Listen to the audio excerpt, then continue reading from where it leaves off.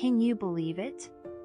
Stella asked Cora as they exited their astral accounting class and headed to the Celestial Cafe for lunch. A job in the Wish Tank for winning the Wish Science Fair. Cora couldn't help smiling at her friend's extreme enthusiasm. So I guess you're not sleepy anymore? I don't know that I'll ever be sleepy again, Stella said, her face growing brighter with each step she took. There's not going to be any time to sleep. I'm going to need to spend every available moment coming up with the best possible solution to the drought.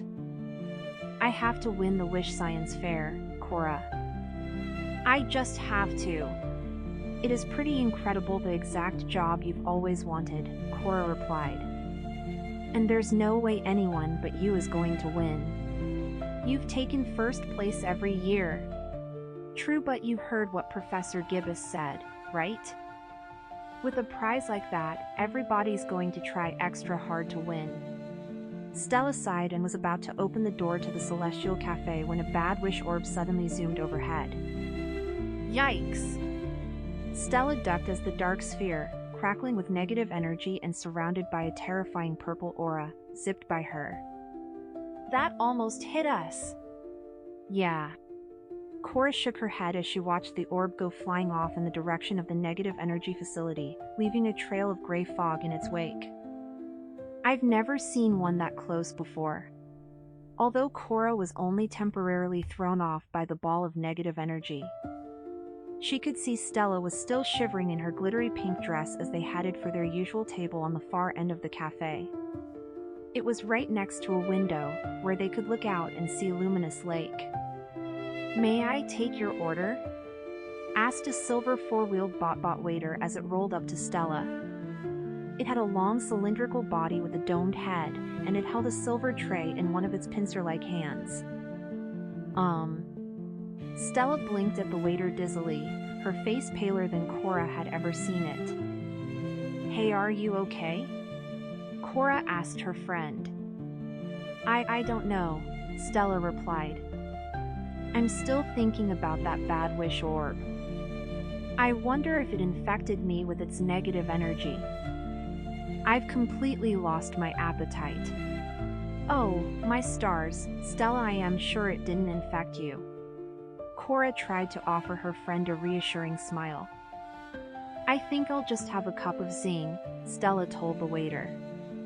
As the bot waited patiently for Cora's order, Cora and Stella looked up to see their classmate Devora stopping at their table so abruptly that her two best friends, Delia and Diana, nearly crashed into her. All three girls had long platinum hair and matching glittery headbands, pale blue for Devora, lavender for Delia, and pink for Diana. Because they had developed a reputation for being kind of mean and self-absorbed, a lot of their classmates referred to them as the Killer DS. However, they'd always been nice to Cora, and she found them more entertaining than evil. Hey, Devora, Cora said with a smile. Do you guys want to join us? Sure.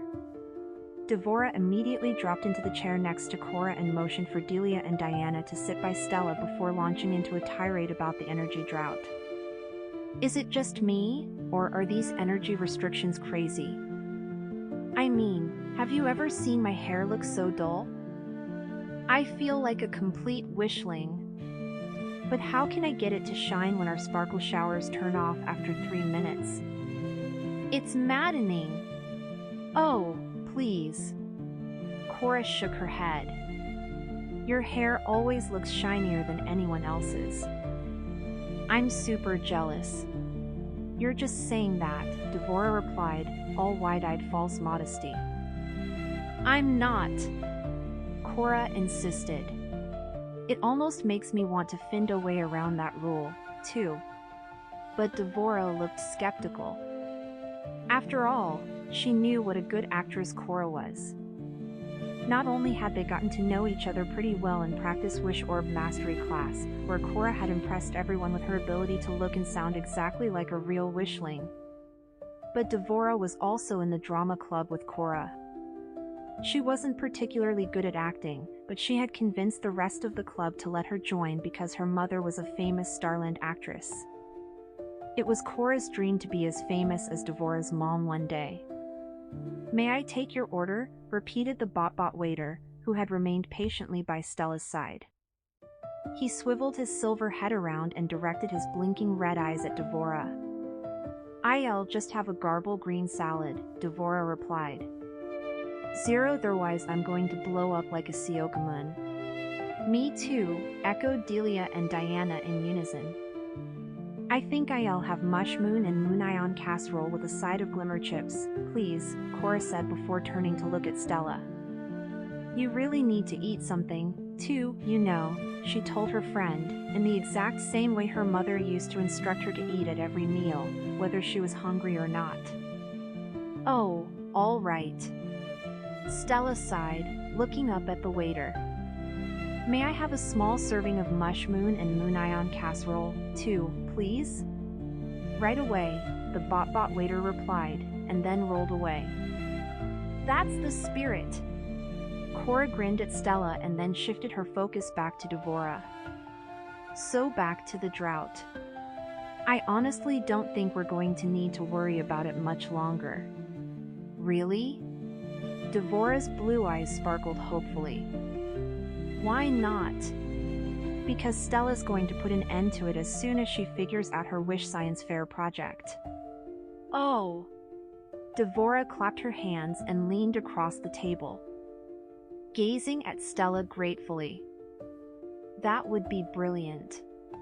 Daddy gave me a brand new star car for my bright day last month, and I haven't been able to use it because we all have to take the Swift train now." Devora rolled her eyes. "It's so dim, don't you think?" Delia and Diana nodded their dutiful support while Cora and Stella discreetly exchanged amused smiles. "So how are you going to end it?" Devora asked. "I'm not sure yet," Stella replied, frowning. "But I keep thinking about what Nicholas said in our astral accounting class, that the drought might be due to wishling girls not making enough wishes. We've been talking about that in my advanced wish fulfillment class, too." Devora shook her head in frustration. "But it seems strange that girls wouldn't be making tons of wishes. I mean, how could anyone run out of things to want? I'm beginning to think it has something to do with what Professor Gibbous said, that it's difficult for girls and women on Wishworld right now." Stella replied. "Really?" Devora asked. "What's so difficult about it?" "Well, for one thing, we know girls aren't given as many opportunities as boys," Stella noted. "A lot of wishling girls are told that they shouldn't even bother going to college, and some colleges don't even accept girls." "It's true," Cora said, thinking back to some of the simulated trips she'd taken to Wishworld and practice Wish Orb Mastery class. "A lot of the wishling girls I've seen are told that they should focus on getting married instead of going to college or getting jobs, and then they're expected to do all the cooking and cleaning. And their husbands give them an allowance and tell them how to dress, where they can go, what they can do." "Wow," Devora gasped. "They're practically treated like pet gophers." "It's awful." Stella frowned. "Some places even have policies against hiring wishling women, and if they do go to work, they're paid less than wishling men doing the same exact thing. And we know that hardly any women hold positions of power, like in the government," Cora added. "Plus, wishlings with darker skin have to go to different schools than the ones with lighter skin, and in some places, they're not allowed to drink from the same sparkler fountains or go to the same places to eat. I just don't get it," Devora commented with a look of horror in her pale blue eyes.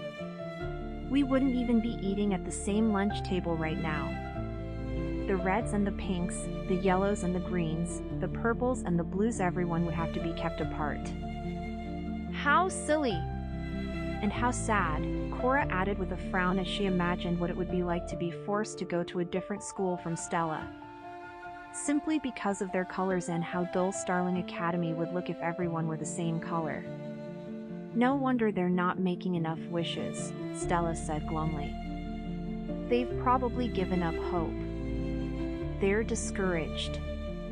Seeing how sad her friend was becoming, Cora felt compelled to steer the conversation in a more positive direction.